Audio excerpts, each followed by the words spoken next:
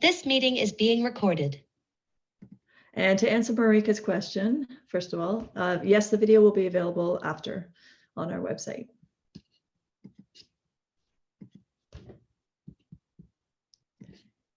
Hello and welcome to the 42nd episode of Soul's 2022 Year at the Ecological Garden webinar series. Thank you for taking the time to be with us today. My name is Christine Earnshaw and I'm the Special Projects Lead with Soul. I live in Ottawa, the traditional and unceded territory of the Algonquin Anishinaabe people, who have lived in this region for millennia and who have much to share about ecologically responsible land stewardship. For today's presentation, I'm pleased to introduce Bev Wagar, who is in Hamilton, Ontario.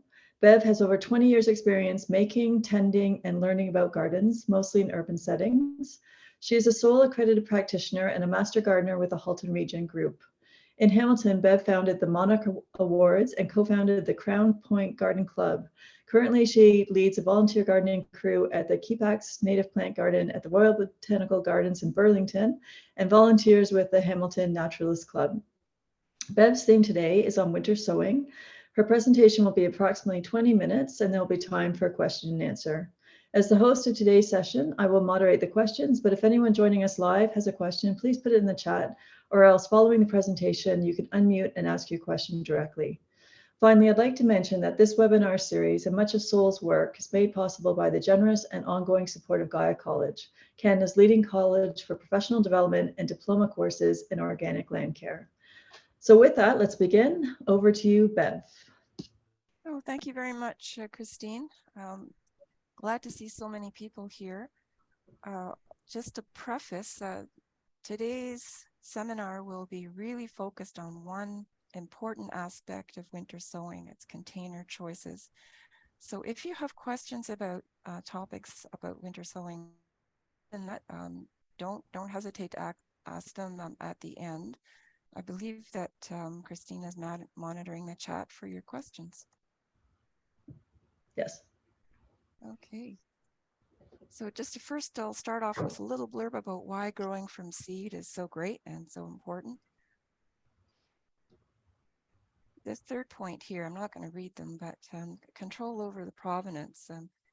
That's a word that I've just in the last year or two have come to appreciate the importance of. So for local and ethically sourced seeds, which are important. And then by growing from seed, we get the genetic variation. A lot of the plants that you see at garden centers are cloned, so they're all genetically identical. But with seed, you get the genetic variation that is so important to adaptation. And we also get what we're looking for, the straight species. And it's an inexpensive way to get lots of plants. Here's some shots of my kitchen table just for fun, just to show you how much fun it is. Sowing seeds outdoors in mini greenhouses. Some people say that winter sowing is just a simple way of describing cold, moist stratification, which is the natural outdoor freeze-thaw cycles that break seeds dormancy. And winter sowing mimics nature's processes because the seeds are outdoors. And if anybody's ever tried sowing seeds just by, scattering a packet of seeds out in your garden, and then in spring you go out there and it's like one of these things is not like the other, or you're trying to figure out what's the plant and what's the weed. Winter sowing is a way of avoiding all of that. You know that what's in those containers is what you planted. So consider your local climate just for a minute. I'm just going to give a little longer talk here. So plants that grow outdoors make seed that drops or flies or gets eaten or often gets, ends up in a place where it's likely to germinate on the ground and make new plants. So even in areas with very cold or wet winters or, places like the, West Coast where they don't get much of a winter, plants are all adapted to being outdoors in winter. And some species actually require cold and winter conditions in order for their seeds to break dormancy and germinate. Some require long periods of cold. Nature prevents seeds from germinating when conditions are not right. And this is called dormancy. I've used that word before. And cold or freezing temperatures are often part of this evolutionary strategy. So putting your seeds outside in the wintertime is not only not going to harm them, in many cases, it's actually required. Each species is different. So there's no avoiding the research here. You not only have to know the Latin botanical name of the species that you're trying to grow, but you need to do a little bit of research to find out what the germination requirements are. Some of them require a certain number of weeks of cold. Some require more than one cycle of warm and cold, which means like 2 winters, light or dark. So the seed packet might say sow, surface sow, or lightly cover, and that's a hint that the seed requires light. And sometimes it'll say sow in darkness, and that's your hint to say that you need to cover that seed. And usually the resources will tell you if it needs to be covered, how deep to plant it. And then these last 2 words, scarify or soak. Scarify just means abrading or nicking the seed's hard coat. Some, especially tree seeds, have hard, impenetrable coats on them, and we can help nature along by either soaking them or scarifying them. But your resources will have information on that. Bev, do you mind just speaking a little louder, please? Sorry. No, that's okay. Thanks. Is that any better? Yes. Okay, thank you. So here's a shot from my winter sowing attempt from a couple of years ago. And we'll be taking a really deep dive into the container setups that I use, and also talking about some of the other options that work. When to winter sow? There's some lore around the winter sowing on winter solstice, when the days start getting longer. But also you need to check your resources and your seed packets if they're commercial packets. But also be aware that if you're doing like many jugs of species, like I did 50 last year, it took me 2 weeks to get through them all. So like, don't underestimate the amount of time that you're going to be taking over the dining room table or your back room for doing this. So here's a page you might want to screenshot, because these are some good, reliable online sources of germination information. I'm not going to read them because I've got 20 minutes here.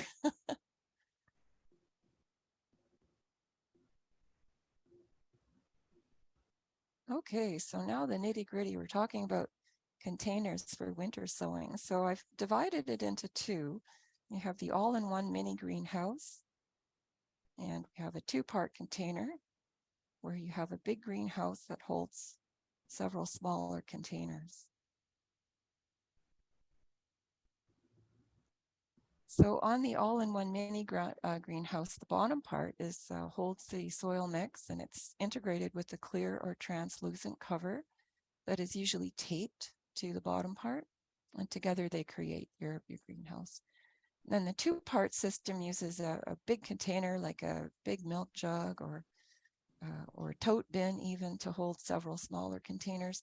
So this is helpful when you don't need a huge number of plants, and so you can just put smaller containers into a larger jug. Or if you don't have a lot of space, it also allows you to use small containers for the mix, but still allow lots of air circulation within your greenhouse system. I call this headspace. It allows for good ventilation that will prevent overheating as well. So looking at the bottom part that actually holds the soil mix, so you want to look at a container that's tall enough to hold 3 to 4 inches of mix. I like using rigid sides, because if you got something with floppy sides, you're going to get cracks and gaps at the side. And when rain and snow comes in, and rain and snow will come into these containers through the ventilation holes and at the top, you might just end up sluicing your seeds down the side of the pot. So I like something that's got a little bit of little stiffness to it. Obviously, you want some container that doesn't rust or rot or stay soggy. You need something that you can cut or melt drainage holes into. We'll talk a little bit more about that. Now, if you fill your container to the top, like you can see in the photo here, there's no need to have it be translucent. But if you don't fill the container to the top, you'll probably want to have a clear bottom container. And also, I always look for a way to get the label on top so that you can see what species is in there without grabbing the container and turning it around and handling a lot.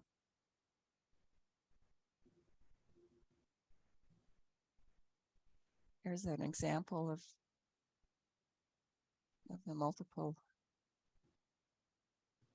system. There's a slide on labels. This is so important.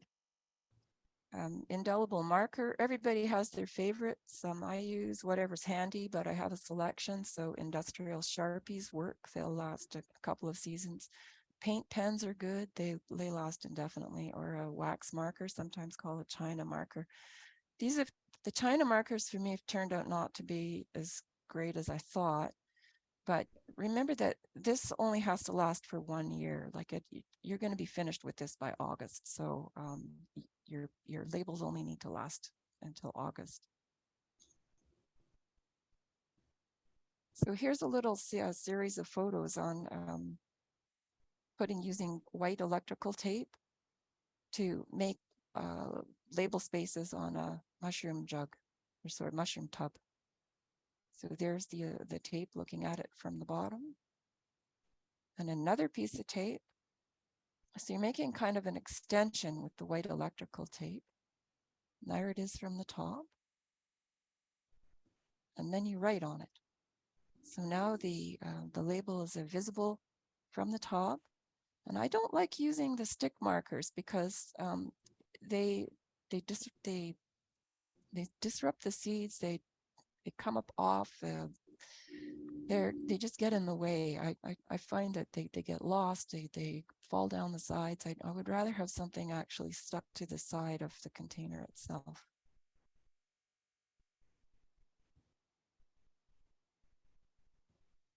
We don't want to overthink this, but for the few years that I actually tried growing more than one species in a big container, it was kind of failed. And the photo here shows one of the reasons why you might not want to do this, because the seed species all germinate at different times. And so in this situation, you have the bottom right. This is going to be ready to prick out and put into larger pots much sooner than the species on the other areas. And also, what are they? How did this person label these? So how do you keep track of what's in there? And once you start mixing them up in containers, it gets harder and harder to keep track of. And I like to add a second label to the bottom of the container just for insurance, just in case something not so good happens.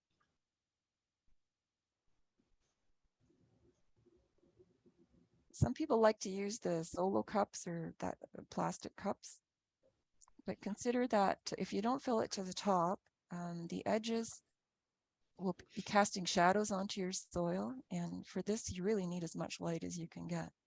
But you can minimize this by filling your cups to the very top and tamping them down to minimize the settling. And there's going to be settling even if you do tamp it down, and then level with a straight edge. And that way you can sow your seeds there on the very top, and all parts of that seed surface are going to be exposed to light. But you can try whatever you like. I know people who use use plastic cups and they fill them half full, and they have had success. So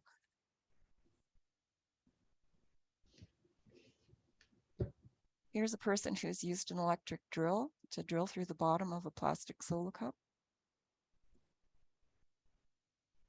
More container ideas. This is my current favorite. I like using this hourglass shaped pot bottles because you can make little nesting tops for them. Mushroom tubs are great. Shallow nursery pots, 500-gram yogurt tubs work. Clear Tupperware tubs. Large tray cell inserts. I don't like using the small ones because they dry out too fast. And clear plastic cups. So like the previous slide, but with clear cups.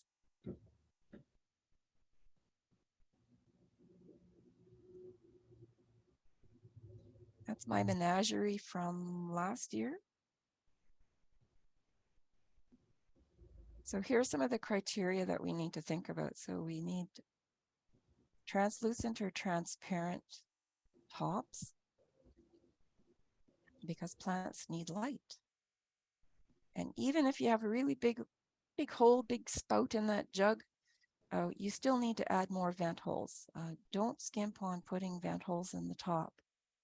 You need to maximize the amount of headspace to prevent overheating. So lots of space in between the soil surface and where the venting is. And the containers need to be really strong enough to withstand snow load and taped down really good so they don't blow off in the wind.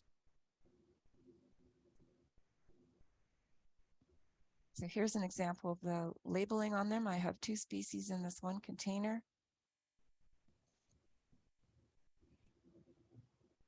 This is a friend of mine. I think this is a good system. So she's used kind of an over-the-counter greenhouse cherry with a really high top on it. It's got good venting. Those chairs are preventing the snow from collapsing the tops on it. And they're providing some shade, which is good.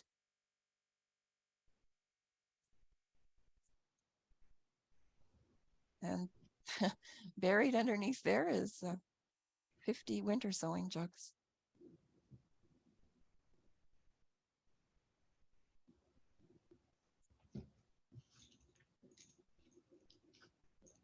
So here, this jug right here, I have 4 smaller containers within that and 4 labels showing what's in it, so I can read it right from the top without having to grab that and handle it and risk upsetting things.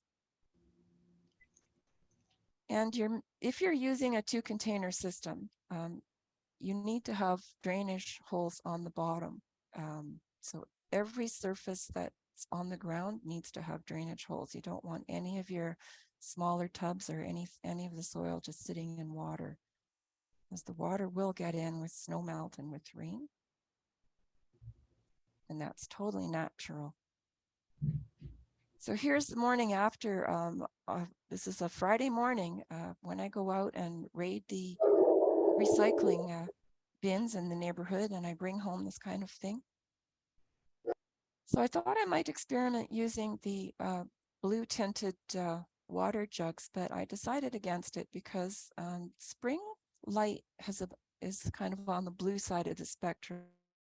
I just thought, well, we're already dealing with that in nature. I don't need to add to that. And the green tinted ones are really just not clear enough. I don't think enough light's going to get in, so I don't use them. Go ahead and try them if you want. Just it doesn't work for me. You might be happy with the results that you get.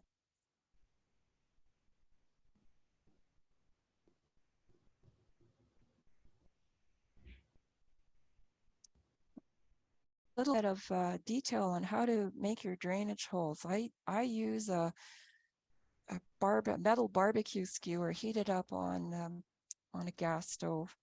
You could use the end of a screwdriver.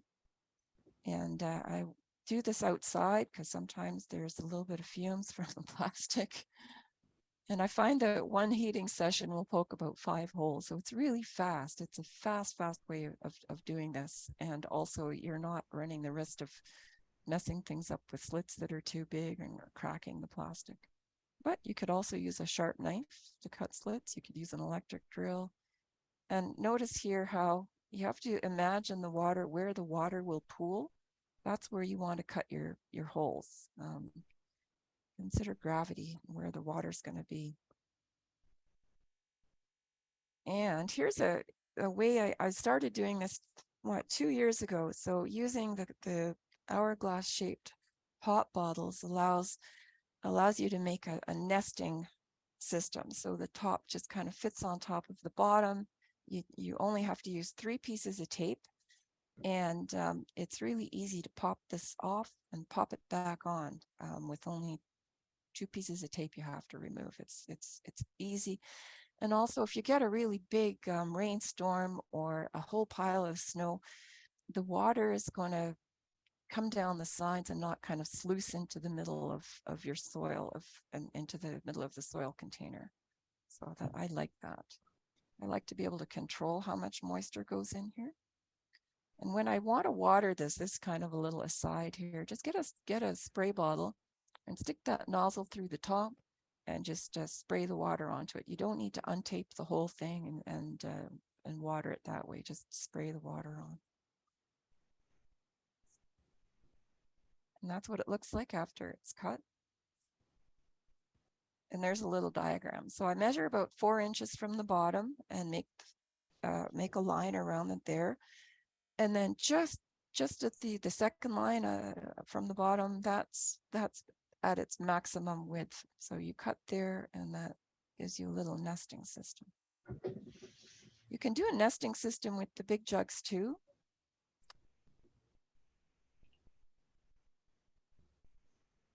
And here's a little diagram showing what I do. So you just cut vertical slits down each corner, overlap them, use tape the overlap, and then the lid will just fit snugly on. A little bit of information on tape. You need waterproof tape. Electrical tape, masking tape, they're not waterproof. So I would suggest going out and getting some drywall tape. It is very, very sticky. It sticks and sticks. It doesn't stretch. It's a little tricky to work with because it is so sticky. Greenhouse tape, which is, it's actually clear, but when it's on the roll, it looks a little green. You can get this at greenhouse supply places. It has some stretch. It's very strong. It's thicker. It's got some real bite to it. And also it's UV resistant. So I like using this tape to tape over my labels on the tops of the tubs so that the ink doesn't fade so quickly.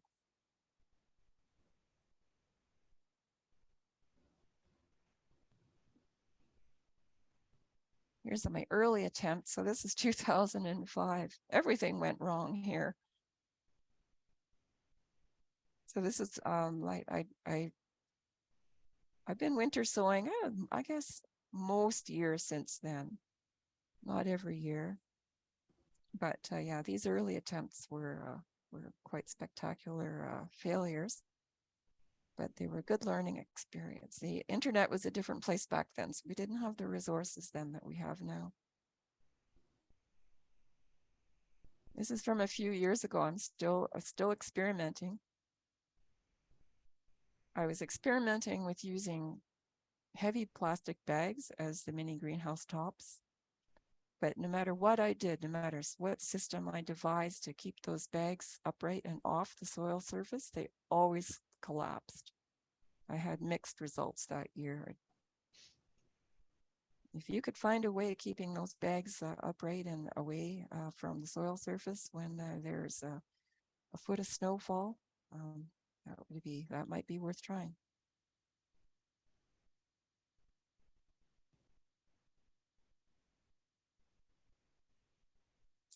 Here's a couple of the ideas that I found on the internet, and I know a lot of people like to use the clear plastic totes as their mini greenhouses. But look at this. What do you think? I couldn't see any drainage hole, any venting holes, and we don't know if there were any drainage holes cut in there, but I certainly don't see any venting. This one here is where I had concerns about headspace. So if you use little takeout containers like this, you need to be really careful that you've got enough air space between the soil surface and the top of the clear plastic. Because if you don't, it overheats on the first sunny day you get. You'd be surprised how hot it gets in there. And here's the results. This is the exciting day. Now, you look in your containers and you find the first little seeds germinating. And then you end up with hundreds and hundreds of plants that you can give away to your friends and family.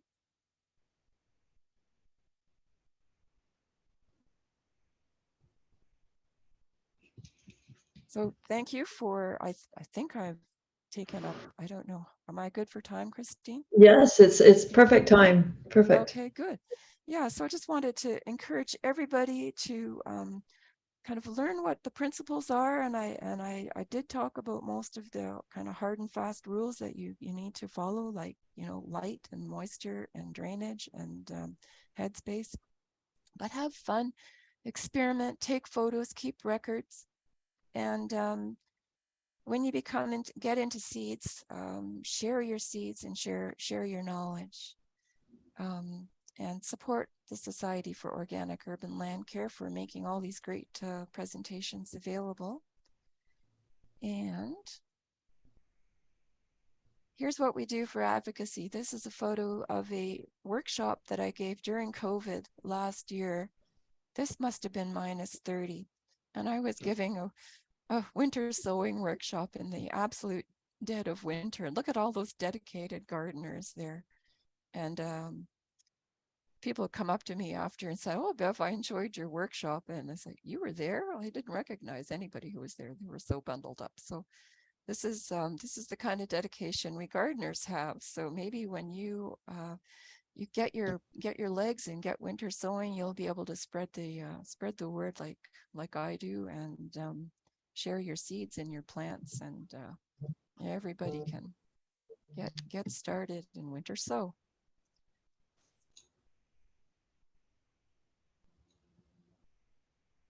This is my home. It's like having a little garden center in my driveway. Well, if that's it, I just want to thank you very, very much. This was so informative. This was a real how-to. I think probably I speak for myself that I've learned many few tips that I'm going to absolutely apply this fall and winter. So I do appreciate that you started with the why though, and then you turned to the how and spent a lot of time with the how. I just want to quickly know, and I also want to say I encourage people to put questions in the chat. We can read them out, and I know people are commenting right now, and there is a question, but I'm first going to ask with, say, this last photo.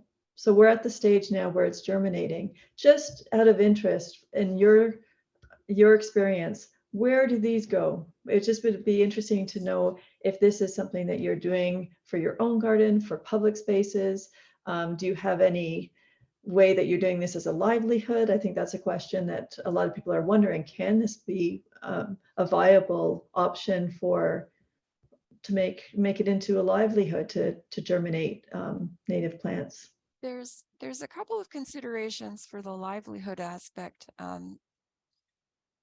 Most of the native plants, because I'm only doing native plants, it doesn't really make any sense to winter sow annuals or vegetables. That's a completely different topic. But for native plants that require the cold moist stratification, they germinate at a time far past the time when the general public is looking for plants. So your plants are going to be ready to go into the garden in mid-June at the earliest, at least where I am in southwestern Ontario, to August or September, depending on the species. So most people will want to get their plants on the May 24th weekend, and so that's one thing to consider. Can you have your plants in a saleable state? And I know Sundara, she does hers a little bit differently, and she sells them very small. What I do with all my hundreds of plants, this year I actually sold some of them, but I gave most of them away. And I had a rule that if somebody was doing volunteer work or they were doing advocacy work or activism, then they got free plants. But if somebody that I was just going to put them in their garden and wasn't doing any didn't have a community minded use for them, then I sold them, and I didn't sell them for very much. But so a lot of them went out to other people. A lot of them were given to community garden projects and pollinator patch projects and friends, and I would just give them away. So yeah, that's what I did with them all. I kind of have Yeah. a habit. I can't help myself.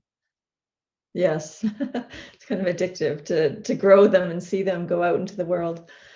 So Larry has a question, and that is, do you water frequently during the winter? And when do you take the top off the containers? Okay, great questions. The first answer is not at all. You don't need to water during the winter, but that's because the moisture that the seed mix will be moist when you plant. So you're not going to be planting into dry seed mix. It'll be moist, and the greenhouse top will hold that moisture in, and also rain and snow will make their way in there as well. So as long as the soil is frozen, you don't really need to worry about watering them. Once it starts to thaw and the sun comes up higher and you're getting higher temperatures, then you need to keep an eye on them for the soil drying out. So I will water them with the spray bottle through the hole in the top if necessary. And also, if they're looking really like they're drying out too quickly, then I will bottom water them. So I will just take them out and sit them in a tray of water, but that's only if the soil is thawed. And can we go back to the slide that shows the resources again, the one that you said to screenshot? That one, yeah, does have a lot of different websites that probably, is this where you get the information? Also the technique or approach that you've Oops, learned, is that? there we go. Yeah, there we go. Okay, tomclothier.hort.net. That's a really old and clunky site, but I still like it. The information is reliable. The OntarioRockGarden.com has a very, very good, well-organized and extremely reliable database on germination requirements of all different species of plants, not just native plants. So for some of obscure native plants, they won't be listed, but for most of the basic ones, they will be. Prairie Moon is a commercial seed supplier in the States, and they have a great website with germination protocols for every species that they sell. And this one, Wild Plants from Seed, I just discovered this website last year, and the woman, Crystal, I think her name is, Crystal Wallach, she used to own a plant nursery or a seed house. Now she's on the East Coast and she runs this fabulous website. So that one, again, really, really reliable information. Dr. Dino's work, haven't been here. I mean, the link is still there. I don't use this much because it's really for like plant nerds of the stratospheric levels. So if you're really have some time to kill, you can go check that out. Yeah, and often if you're buying commercial seeds, check the seed packet. And also, once you get connected with your native plant network in your local community, you're going to find out who to ask these questions to. So a lot of them will have their own local websites for seed starting and for native plant information. The RBG, the Royal Botanical Gardens in Burlington, has a great seed library, and they provide germination instructions for all the seeds they have. And a lot of the seed libraries that are popping up throughout Canada will provide information as well. So I hope that helps. Yeah, just for reference, there's the Ottawa Wildflower Seed Library here, where I am. It has a wealth of information about not only are they providing these seeds, but also in terms of how they're sown. So back to the questions. Nick was interested to know about artificial lighting and if it's necessary. Absolutely not. That kind of the seeds germinate with natural light outdoors, and they germinate when they're ready. So we are not trying to get plants started early. This is not a way of getting plants to start, to germinate before they normally would, in April, to have them ready to sell or ready to go in the garden in May. What we want is just a whole lot of really healthy, inexpensive plants that are easy to do, and we don't need any extra equipment. We don't need big light setups. We don't need, um, you know, all the paraphernalia that, I mean, I used to do all that, and I'm so glad I don't have to do all that anymore. I just put the jugs outside, and nature does the rest. So if you want them early, you can cold moist stratify them outside and then bring them inside to and put them under lights and put them under in a warm spot, or put them in a heated greenhouse like Sundara does. Well, hers isn't heated, but so you can push the growth like that, but it's absolutely not necessary. The light from the sun, as it gets stronger in the springtime, those seeds just germinate when they're good and ready. A question about setup. Does it matter if the containers are on the ground or say on a deck where air can go beneath the containers? It doesn't really matter. If you put them on the ground, remember that your bases are going to have drainage holes cut in them. So you want to make sure that it's not going to turn into a bog in April, because you don't want them sitting in water. So whatever place you put them, make sure that it's going to stay more or less dry. And the other thing is, with critters coming and knocking it over, you need to have it in a place where, the raccoons or squirrels aren't going to come in and wreck them. I like to have mine close to the house because I like checking on them, especially when April rolls around and I'm futzing in them and I'm looking for the first ones to germinate. It's nice not to have to traipse across the whole yard to get to them. And also, I want to have a spot with some morning sun only, because there's really not, some of them, well, you will run the risk of overheating if you put them in full sun.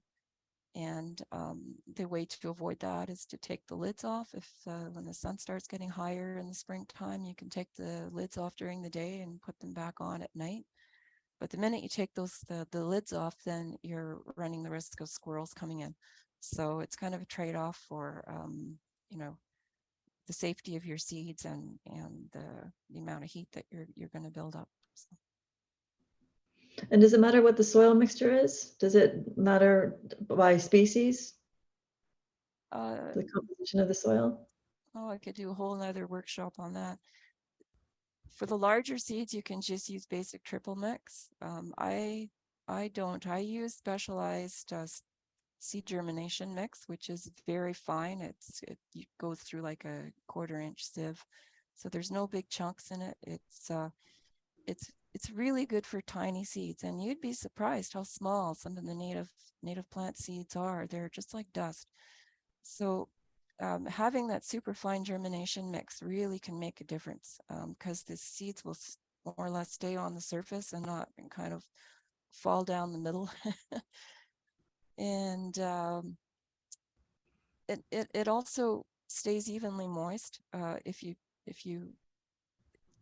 because they're peat based. I mean, peat isn't the most ecologically friendly material to use, as we all know, but it does the job. Once it's moist, it tends to stay moist, and once it dries out, it's difficult to wet it again. So once the seeds are wet, they pretty much have to stay wet, or I should say moist. Once they dry out, you're running the risk of the viability is going to be lost. So you want to have a moist environment that's warm and that's not going to dry out. And so I really like the seed germination mix for that. When I prick them out, when they're big enough to take out of the germination pots, then I put them into, I make my own mix. I use a really good quality triple mix cut with perlite. I don't mess around with it too much according to the species, although sometimes if I'm doing a species that has to have really good drainage, like butterfly milkweed and curly everlastings, I will put a little bit more perlite in just to make sure that the drainage is really perfect. So I hope that answers the question. To get Yeah, the no, that's seeds, good. And to get there's the seed comments. starting mix, you could just go to a specialized garden center and you just get a really quality, fine sieved germination mix. Okay. And yeah, another question sort of about the transplanting. So yeah, you just talked about it a little bit with the soil mix, but when they're big enough. And so how big is big enough? And that must also be dependent on the species when they're sort of not so fragile that they're able to be transplanted. Is that a whole other webinar that we need to do? Because that's another step in this process, and it must be extremely time consuming if you're talking about Yep. hundreds and hundreds of plants. Yeah, you need to have a lot of time, but you don't need to do them all at once. You can take out a half of a container's worth at one time and just leave the rest. And this is another reason why it's good to keep only one species per container. When to take them out? The prevailing wisdom has always been once they have their first two true leaves. So the first leaves that come out are the cotyledons. I'm pronouncing it wrong, but they're also called seed leaves. And then the next two leaves are the true leaves that are photosynthesizing full time. Once they have that second set of leaves, then they're safe to take out. But other people will prick them out just at the first, just at the seed leaf stage, and it works. I don't do it that way. I wait until they have two sets of leaves. But you could try if you're running out of time or you have a bazillion plants and you just want to get started. You could try pricking them out at the seed leaf stage and leave some behind, and then prick those out later on when they get more leaves. The longer you leave it, the more the roots get all tangled in there and it gets a little bit more tricky. If you're really pressed for time, you can just cut your container like a cake and just take them out in chunks, or take them out in groups of 3. Or sometimes I just stick a little spoon in there and I just honk them out and put them in into the larger pot. And then if you want, you can trim them down to the strongest 3 plants, or you can just leave them and let them all grow in a group. It's up to you.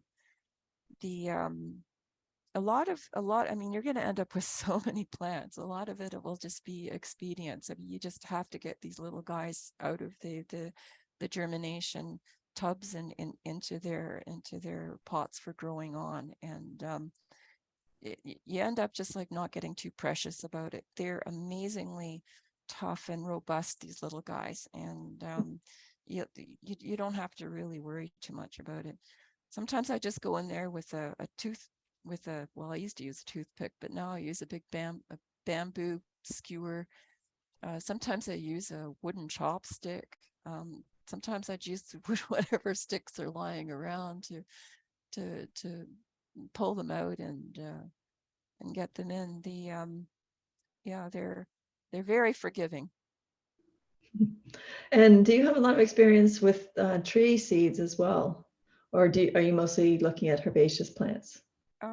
Short answer is no, I don't have a lot of experience with tree seeds. I've tried growing pawpaws and Kentucky coffee tree seeds, which they need well, some people say Kentucky coffee tree, I scarified them.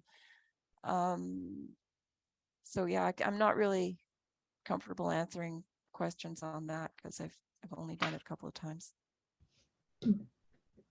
Well, when I've done workshops as well, it's not the same sort of cover greenhouse. It's more sort of open and then with a screen on top, so squirrels say wouldn't come in and be able to nab Yeah, the seeds. Yeah, that's what that's you want to true. prevent. Yes, Part a of little bit of sand on the top, but Yeah, the tree seeds are going to be a lot larger in general than yeah, herbaceous plant seeds. And so they're going to be buried, a half inch or an inch into that soil. So there's less risk of them drying out. So remembering that one of the reasons why we use the little mini greenhouse system is to help prevent the drying out. That situation doesn't really happen that much when you're doing the larger seeds. yeah, good point. Okay, and Marika's asking, is it best to only handle the seedlings by their first leaves to prevent harming the stalks? Right, good point. When you're pricking them out, plants can grow new leaves, but they can't regrow a stem. So yeah, handle them by the seed leaf, which is the first two leaves, as I mentioned, that show. And